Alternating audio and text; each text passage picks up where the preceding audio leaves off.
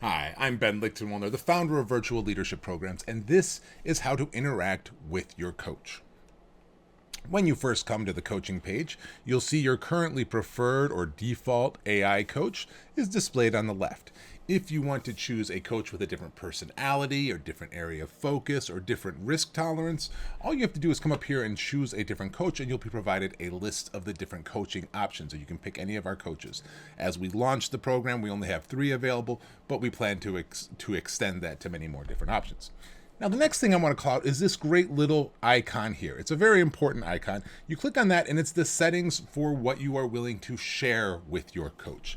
Now, generally speaking, or by default, I should say, as soon as you log into the program for the first time, they are set to off by default. That's to allow you the greatest data privacy. However, I strongly encourage you to check them all and share these details with your coach. What does that mean?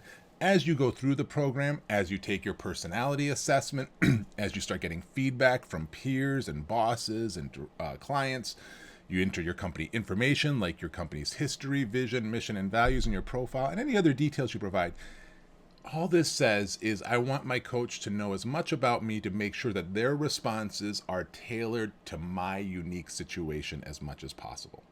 For example, if you're getting lots of great feedback about your communication skills and about your persistence and things like that, but you notice a trend in your scores where perhaps you're falling down a little on follow through, now your coach will know that so they can tailor their responses accordingly. Now, when you're ready to chat with your coach, all you got to do is simply enter any question you may have here. Let's say I'm having difficulties with a direct report who seems to be very defensive whenever we bring up constructive criticism. What advice do you have for me? And then you can press return or click the send button. And as you can see, the message is sent off to your coach, who is going through and thinking about it. It might take a couple seconds for them to respond.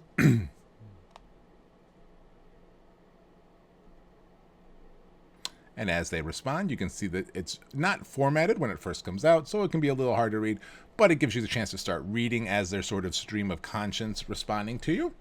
Once their response is complete, you'll see it will format in a nice, pretty easier to read format like so. And you can read through the different suggestions. Then at the bottom of each response, you can see there's a little counter here that says how many questions you have remaining. I believe right now in the free program, we're allowing 4 questions, but we have options for you if you are interested in more questions per month.